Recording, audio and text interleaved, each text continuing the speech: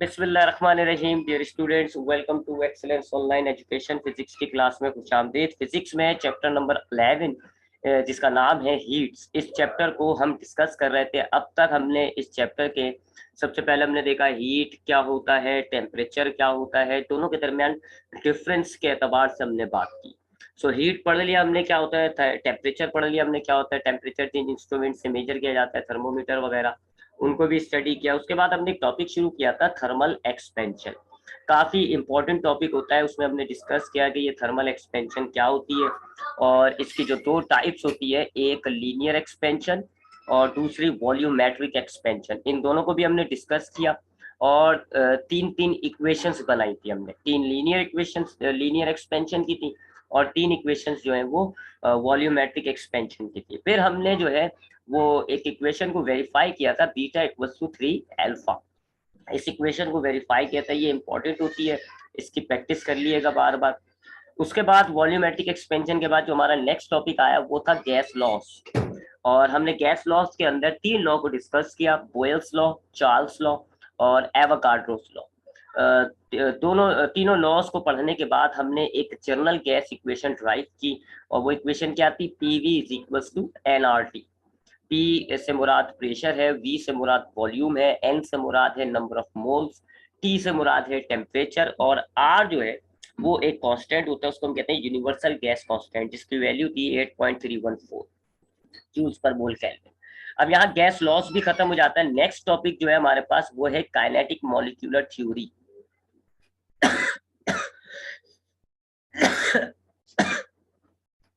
अब हमारा टॉपिक है जी, वो है काइनेटिक मॉलिक्यूलर थ्योरी।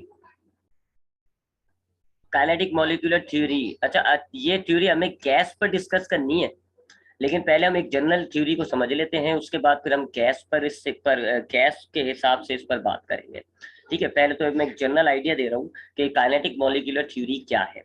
पहली बात तो यह है कि इस थ्योरी को किसी एक साइंटिस्ट ने नहीं, मुख्तलिफ पीरियड्स के अंदर, मुख्तलिफ अदवार के अंदर मुख्तलिफ साइंटिस्ट ने इस पर जो है वो अपग्रेडिंग की थी। तो इसलिए इसको हम एक नाम नहीं लेते। नील बोहर ने भी इस पर काफ़ी काम किया है और फ्लेमिंग ने भी इस पर काफ़ी काम किया। तो काफ़ी जो साइंटिस्ट हैं उन्होंने इस थ्योरी को पेश किया था। इस थ्योरी के मुताबिक कुछ पॉइंट्स होते हैं इस थ्योरी में।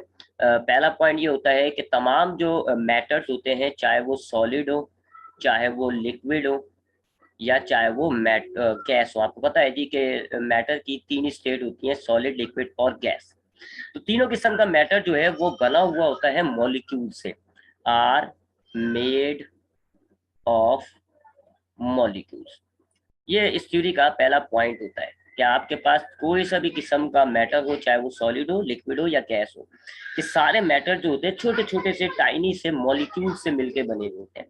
ठीक है, बहुत सारे छोटे छोटे मॉलिक्यूल्स होते हैं, उनसे मिलके ये बने हुए होते हैं। और दूसरा पॉइंट जो है वो ये होता है कि ये जो मॉलिक्यूल्स होते हैं ये स्टेट ऑफ रेस्ट में नहीं होते, बल्कि इन मोशन होते हैं। Molecules molecules are in motion.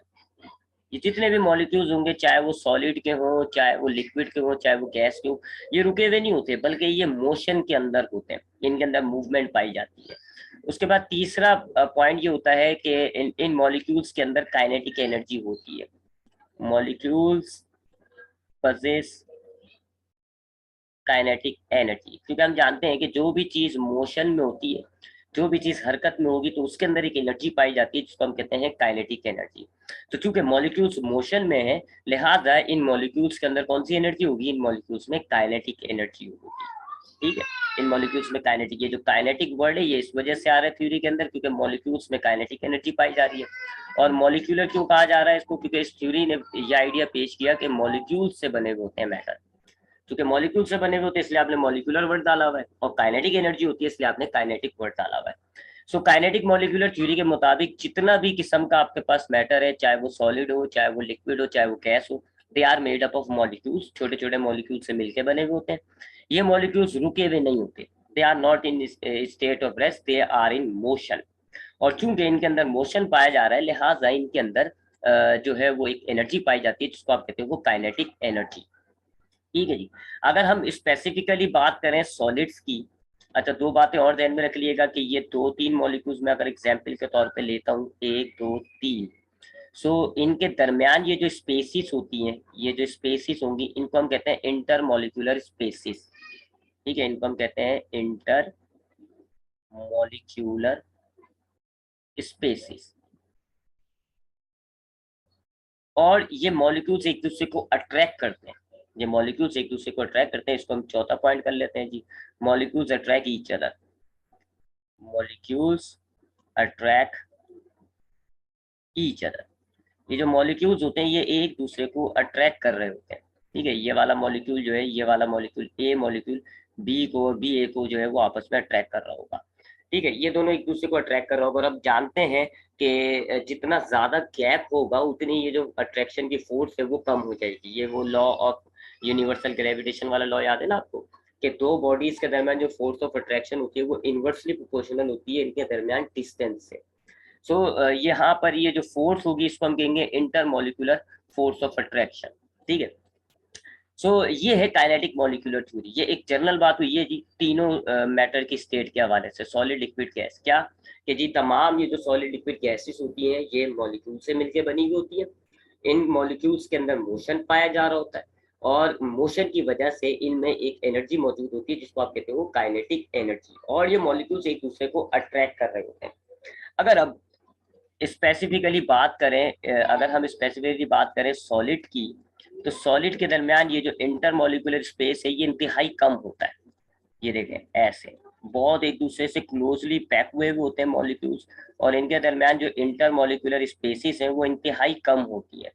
इंतहाई कम इंटरमॉलिक्यूलर स्पेसिस होती है जिसकी वजह से जो फोर्स ऑफ अट्रैक्शन है बिटवीन द मॉलिक्यूल्स वो बहुत ज्यादा हाई होता है।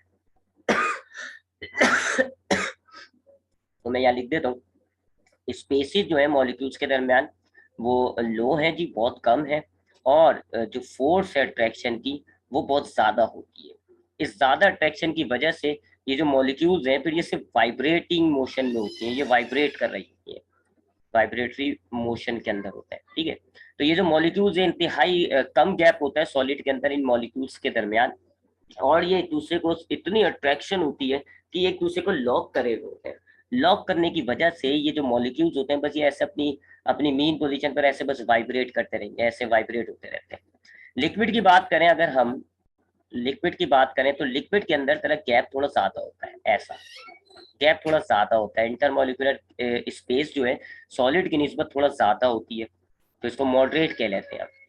मॉडरेट होती है जिसकी वजह से जो फोर्स ऑफ अट्रैक्शन है वो थोड़ी सी कम हो जाती है। फोर्स ऑफ अट्रैक्शन जो है उसको भी हम कह लेंगे कि ये मॉडरेट है। तो इस वजह से ये जो मॉलिक्यूल्स हैं ये अपने अपनी जगह पर रोटेट भी कर रहे होते हैं, वाइब्रेट भी कर रहे होते हैं। जबकि गैसेस पर अगर हम बात करें, गैसेस की बात करें तो गैसेस में इनके दरमियान इंटरमॉलिक्यूलर स्पेस बहुत होता है।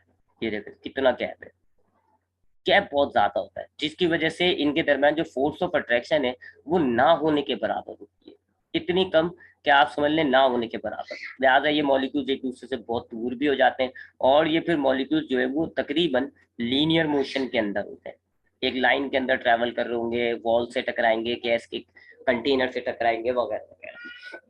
तो ये थी kinetic molecular theory. Kinetic molecular theory के मुताबिक सॉलिड, लिक्विड, गैसेस, ये तीनों किस्म का जो मैटर होता है ये छोटे छोटे मॉलिक्यूल से मिलके बना हुआ होता है।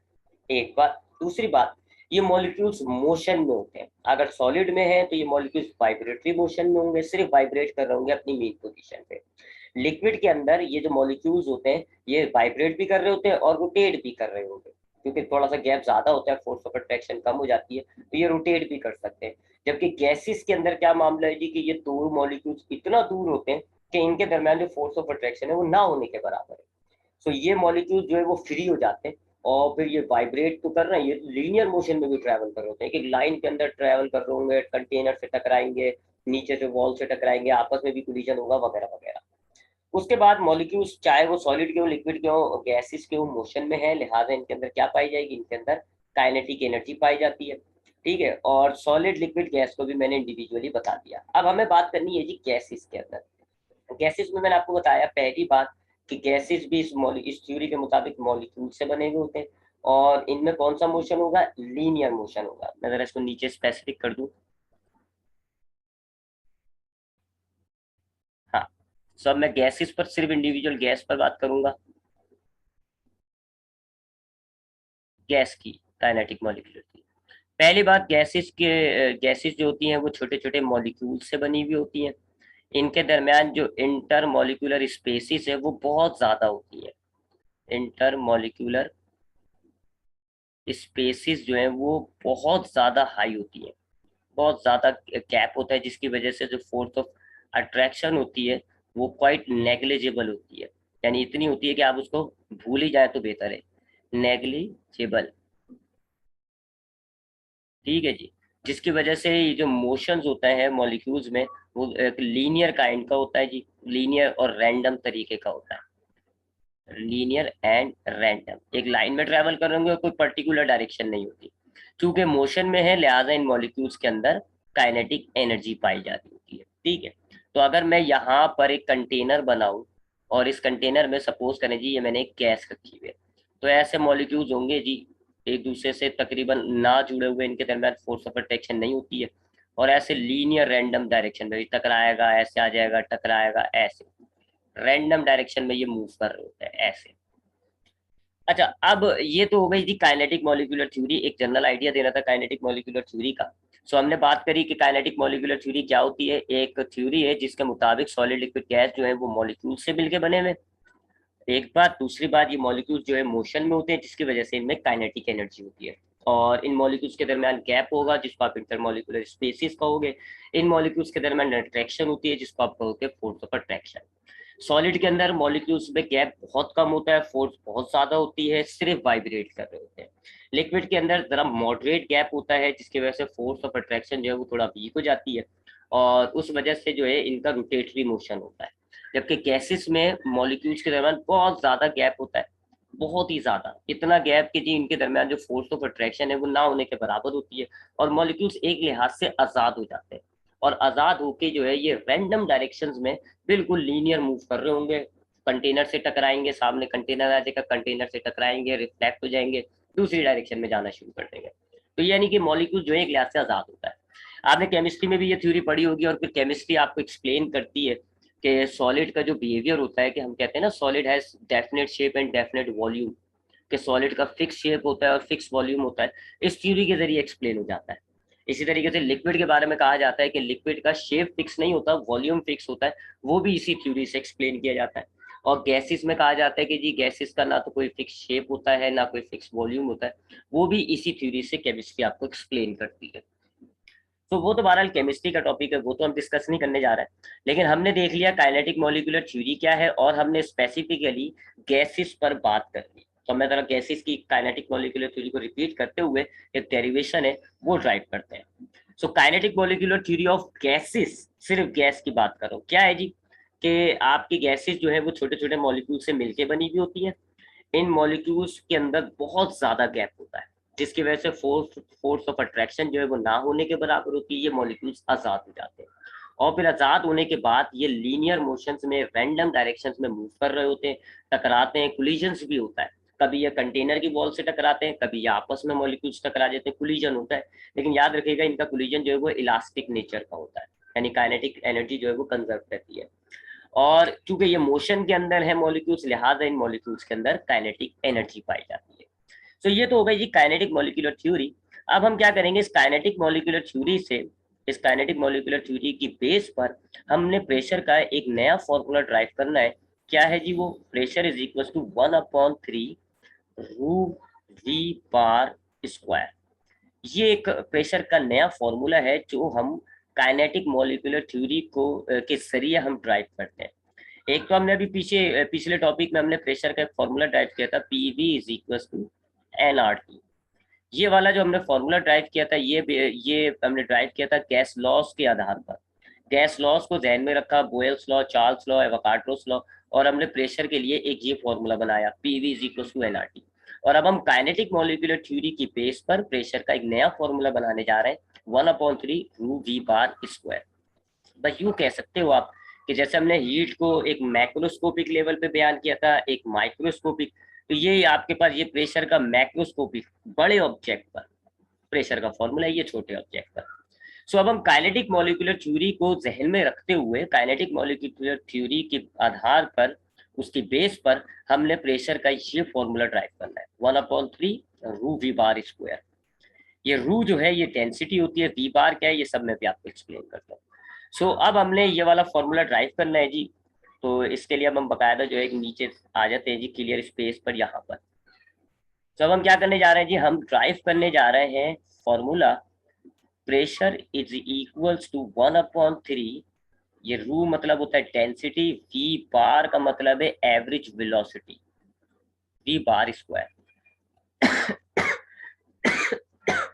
अच्छा, अब इस फॉर्मूले को ड्राइव करने से पहले कुछ आपको छोटे छोटे जनरल फॉर्मूले जहन में होने चाहिए, थोड़ा सा वो मैं आपको बता देता हूँ कौन कौन से फॉर्मूले आपके जहन में होने चाहिए। फिर हम एक सिनेरियो लेंगे और उस सिनेरियो पर हमने इस इक्वेशन को ड्राइव करना है। सो जो फॉर्मूले आपको चाहिए होंगे इस इक्वेशन की डेरिवेशन के लिए, वो मैं लिखने जा रहा हूँ। एक मिनट, हाँ। पहला जो फॉर्मूला आपको चाहिए होगा वो ये है कि फोर्स, आप जानते हैं कि फोर्स जो है वो चेंज इन मोमेंटम।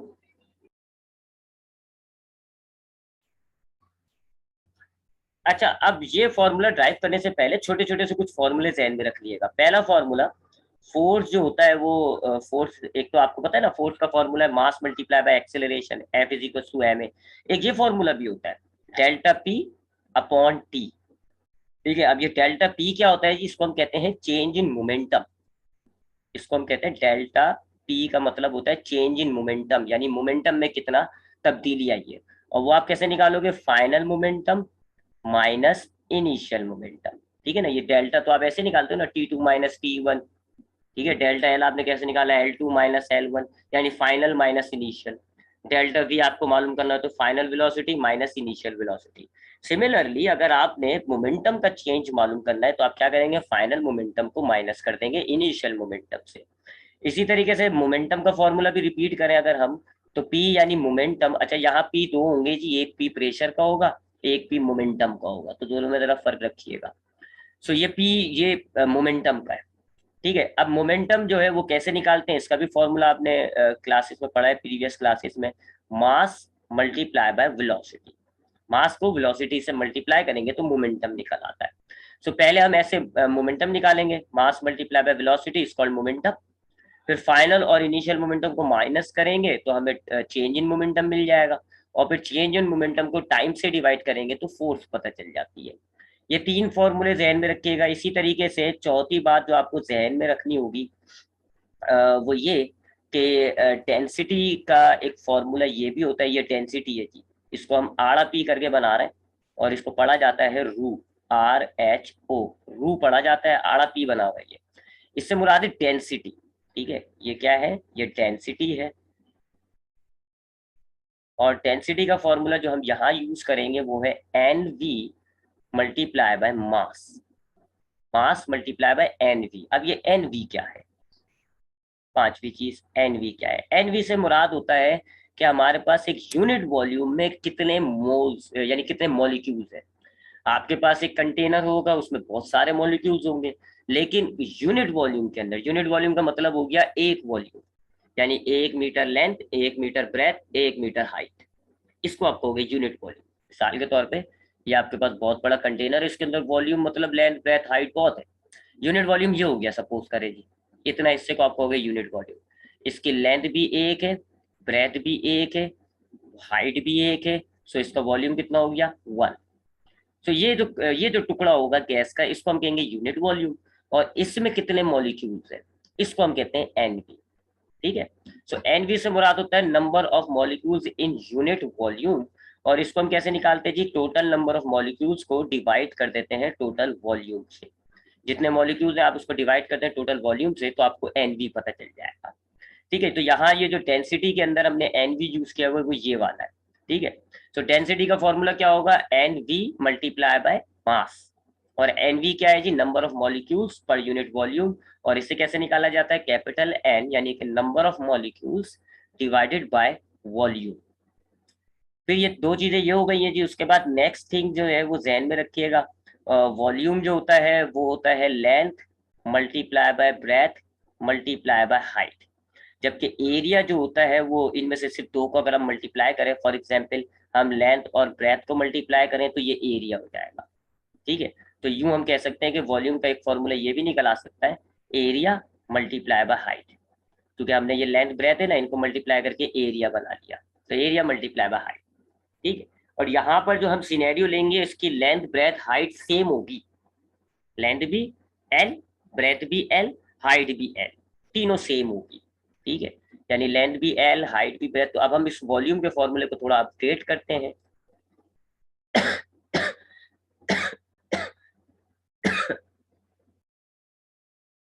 तो लेंथ असल में वॉल्यूम जो होता है ना, वॉल्यूम होता है जी तीनों डायमेंशंस के अंदर जो लेंथ होती है उनको आप मल्टीप्लाई करते हैं, और एरिया जो होता है वो सिर्फ दो डायमेंशन की लेंथ को आपने मल्टीप्लाई करना होता है। अब यहाँ पर हमने हमारी जो हम सिनेरियो लेंगे उसमें लेंथ ब्रेथ हाइट तीनों एल होंगी, लिहाजा क्या हो जाएगा वॉल्यूम का formula L multiply by L multiply by L which is equals to L cube. जबकि एरिया का क्या हो जाएगा L multiply by L which is equals to L square. तो ये जरा ध्यान में रखिएगा, लेंथ क्यूब और लेंथ स्क्वायर, लेंथ क्यूब जो है वो वॉल्यूम होगा, लेंथ स्क्वायर जो है वो एरिया होगा। तो ये तीन चार, ये कुछ हमें डेरिवेशन के दौरान तो जाहिर मैं एक्सप्लेन नहीं कर सकता, मैं इसको पहले से ही एक्सप्लेन कर रहा हूँ। सबसे पहली चीज मैंने आपको बताया क्या, कि फोर्स का एक फॉर्मूला होता है जी, change in momentum divided by time.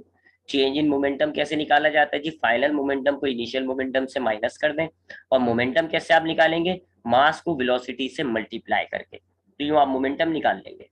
फिर डेंसिटी का फॉर्मूला मैंने आपको बताया जी, एक तो डेंसिटी को हम रू नाम के सिंबल से डिनोट करेंगे, और इसका फॉर्मूला जो हम यूज करेंगे वो है जी मास मल्टीप्लाई बाय एनवी।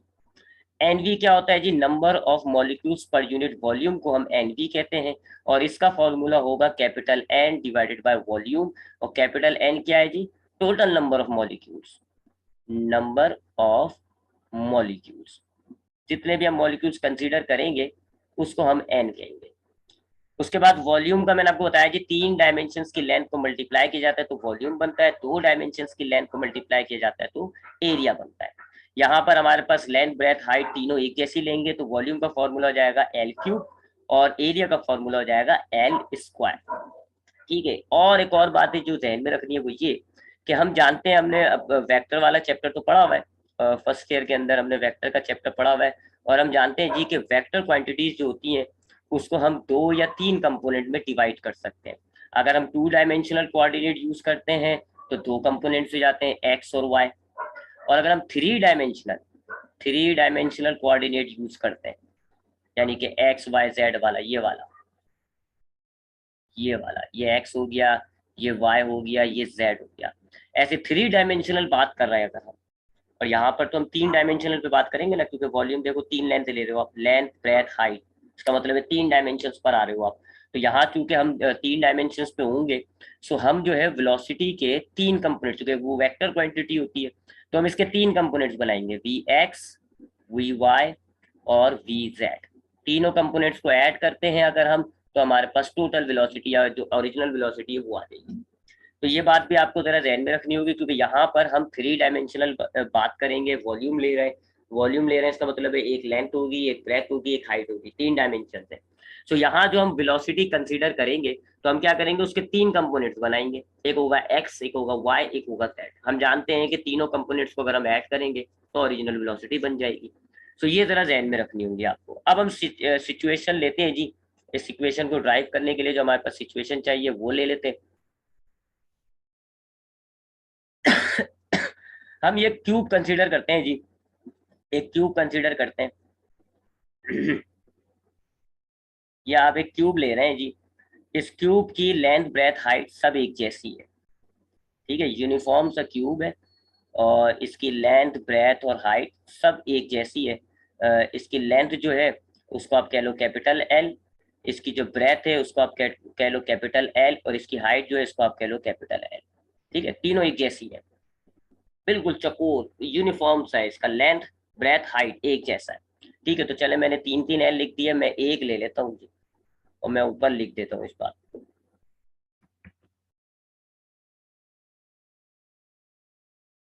हाँ, सो मैं यहाँ पे लिख देता हूँ जी कि इसकी जो लेंथ है वो बराबर है ब्रेथ के, वो भी बराबर है हाइट के, और सबको हम कंसीडर करेंगे एल के बराबर। ठीक है, सो ये हमारे पास एक क्यूब है जी, इसके अंदर हमारे पास गैस मौजूद है, और इस गैस के जो टोटल नंबर ऑफ मॉलिक्यूल्स हैं वो हम एन ले लेंगे। टोटल मॉलिक्यूल्स कितने हैं इसके आपके पास, एन ले लेते हैं, ठीक है। अब यहाँ पर हम एक मॉलिक्यूल कंसीडर करेंगे जी, यहाँ पर इस साइड पर है, साइड ए पर, यानी कि आपके इस क्यूब के एक किनारे पर। अब ये हमने तो अभी काइनेटिक मॉलिक्यूलर में बात करी कि ये मॉलिक्यूल्स एक दूसरे से आजाद होते हैं, लीनियर मोशन में होते हैं। सो ये अब मॉलिक्यूल ट्रेवल करता हुआ ऐसे जाएगा और ये हमारे कंटेनर की दूसरी साइड से टकराएगा, दूसरी साइड से टकराएगा और फिर वापस इसी रास्ते से ऐसे ट्रेवल करता हुआ आ जाएगा। ये इतना मोशन में ले रहा हूँ, यानी एक साइड से चला कंटेनर के और दूसरी साइड से टकराया, टकराने के बाद वापस रिफ्लेक्ट होकर सेम रास्ते से वापस अपने ओरिजिनल पॉइंट पर आ गया। सो ये इसने कितना डिस्टेंस तय किया जी, यहाँ से लेके यहाँ तक, यानी एक साइड से लेके दूसरी साइड, ये तो लेंथ हो गई। टकरा के वापस जा रहा है और वापस जाके स्टार्टिंग पॉइंट पे आया, तो L प्लस L 2L इसने जो है वो डिस्टेंस कवर किया। तो डिस्टेंस कितना कवर किया इस मॉलिक्यूल ने, 2L के बराबर, ठीक।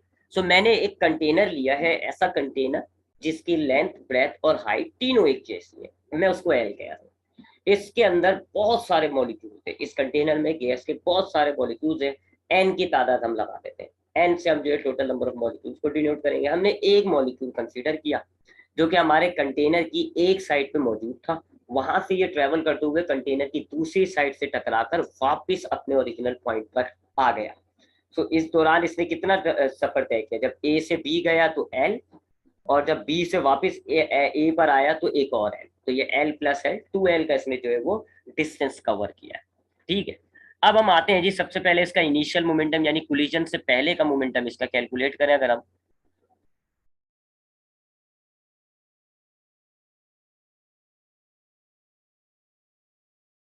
एक मिनट में नीचे आ जाऊँ। हाँ, अब हम इसका इनिशियल मोमेंटम पहले तो कैलकुलेट करें, इनिशियल मोमेंटम, ठीक है जी। इसको हम कहेंगे पी आई, और मास मल्टीप्लाई बाय वेलोसिटी, यही तो होता है ना मोमेंटम का फॉर्मूला, आपको होता है मास मल्टीप्लाई बाय वेलोसिटी।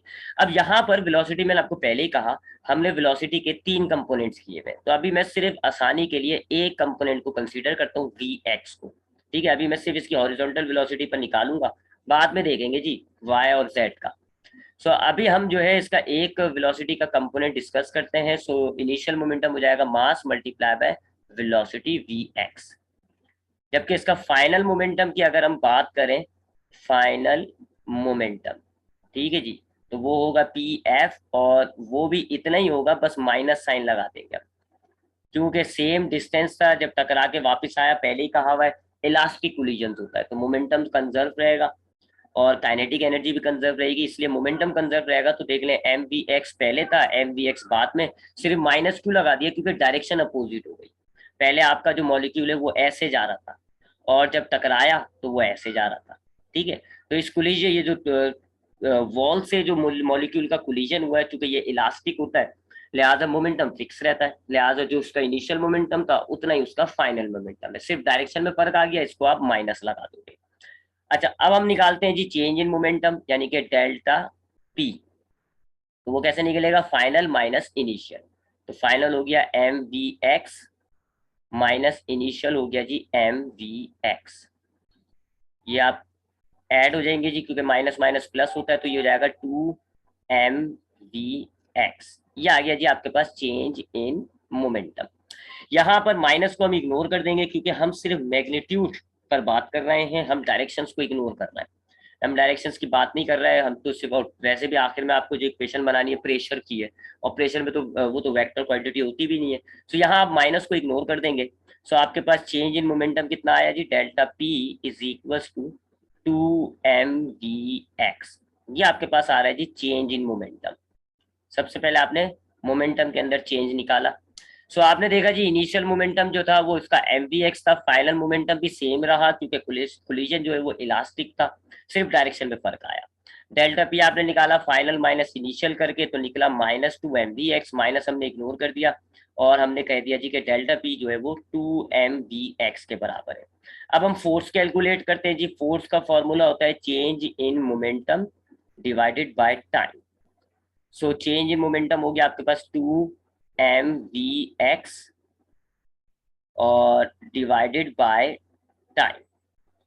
अब इस डिवाइडेड बाय टाइम को जरा अलग से लिख लेते हैं जी, 2mvx, ठीक है जी, और मल्टीप्लाई बाय 1/t अलग से कर दिया। क्यों? क्योंकि इसको मैं रिप्लेस करूंगा, ठीक है जी। तो ये फोर्स आ रही है मेरे पास, फोर्स क्या आ रहा है जी, 2mvx, और डिनोमिनेटर में टाइम था तो मैंने इसको अलग से लिख दिया जी, 1/टाइम अलग कर दिया।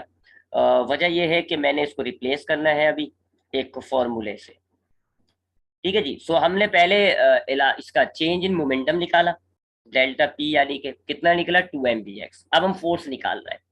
सो फोर्स का फॉर्मूला होता है जी, change in momentum divided by time. So आपने जो है ऊपर चेंज इन मोमेंटम लिखा 2mvx, नीचे लिखा डिवाइडेड बाय टाइम। और अब ये डिवाइडेड बाय टाइम जो है यानी कि 1/t, इसको आपने सेपरेट कर दिया। चलें, अब दूसरी तरफ हमारे पास डिस्टेंस का एक बड़ा यूनिक सा फॉर्मूला होता है जी, वेलोसिटी मल्टीप्लाई बाय टाइम। ये डिस्टेंस का फॉर्मूला होता है। अब यहाँ पर मॉलिक्यूल ने कितना डिस्टेंस तय किया था, ऊपर हमने बनाया था इसका जी डिस्टेंस कितना, 2l इक्वल्स टू वेलोसिटी, हम कौन सी बात कर रहे हैं जी, vx, और टाइम आ गया यहाँ पर। अब इस इक्वेशन में से आपको ये 1/t निकालना है, ठीक है जी। कैसे निकालोगे, ये 1/, ये जो t है मल्टीप्लाई हो रहा है, इधर आके डिवाइड हो जाएगा, 2l/t इक्वल्स टू vx, ठीक है जी। अब ये 2l है, ये इधर आएगा और नीचे आ जाएगा, तो ये हो जाएगा 1/t equals to vx divided by 2l।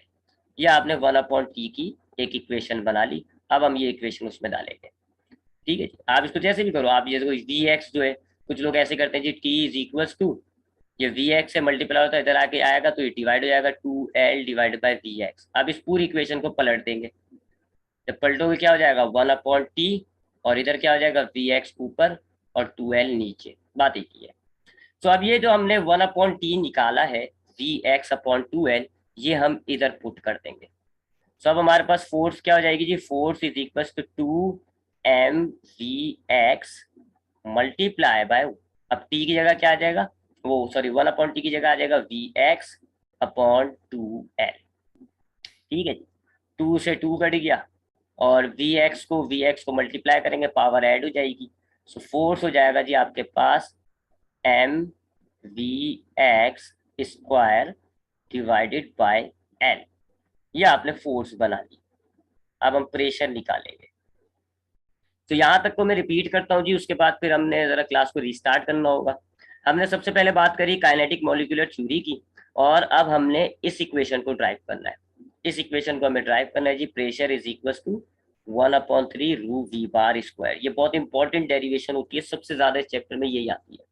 कुछ हमने फॉर्मूलों पर हमने पहले ही बात करी। एक फोर्स का फॉर्मूला हमने डिस्कस किया जी, change in momentum divided by time. Change in momentum कैसे निकाला जाता है ये आपको बताया, मोमेंटम कैसे निकाला जाता है ये आपको बताया। डेंसिटी का एक फॉर्मूला मैंने आपको ये दिया हुआ है जी, NV मल्टीप्लाई बाय मास, जबकि NV मालूम करने का ये फॉर्मूला दिया हुआ है आपको जी, capital N divided by volume. फिर हमने कंडीशन क्या कंसीडर करी, हमने एक कंटेनर लिया जिसकी लेंथ ब्रेथ हाइट सेम है, लेंथ ब्रेथ हाइट तीनों L है। हमने उसके अंदर कहा जी कि उसके अंदर बहुत सारे मॉलिक्यूल्स हैं, टोटल मॉलिक्यूल्स हमने कंसीडर कर लिया जी, उसके अंदर n की तादाद है। ये जो है हमारे पास टोटल मॉलिक्यूल्स है, और ये उसका वो है डायमेंशन। हमने एक मॉलिक्यूल कंसीडर किया ये, जो कि ए सरफेस पर था, ट्रेवल करके बी से टकराया, वापस ए पर आ गया। टोटल डिस्टेंस इसने कितना कवर किया, 2l। अब हम सबसे पहले इसके इनिशियल फाइनल मोमेंटम को निकालते हैं। ये हमने निकाला इनिशियल मोमेंटम mvx, ये हमने निकाला इसका फाइनल मोमेंटम mvx, लेकिन माइनस का, क्योंकि डायरेक्शन चेंज हो गई। चेंज इन मोमेंटम निकाला, कितना निकला, -2mvx, माइनस को इग्नोर कर दिया, चेंज इन मोमेंटम हो गया 2mvx। अब मोमेंटम आ गया है जी, अब हमने फोर्स निकालनी है। तो फोर्स का फॉर्मूला आपको बताया हुआ है, change in momentum divided by time. So आपने चेंज इन मोमेंटम की जगह डाला 2mvx, और टाइम की जगह नीचे t। अब इस नीचे के टी को आपने अलग से करके लिख दिया, तो ये आपके पास फोर्स का फॉर्मूला हो गया 2mvx मल्टीप्लाई बाय 1/t।